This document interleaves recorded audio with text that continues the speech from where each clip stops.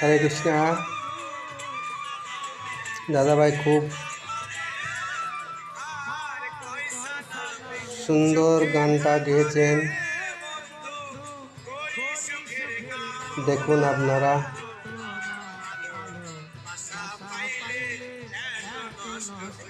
আপনাদের ভালো লাগলে লাইক শেয়ার কমেন্ট করবেন,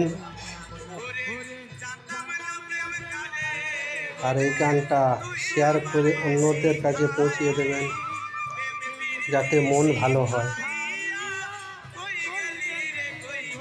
কেউ কি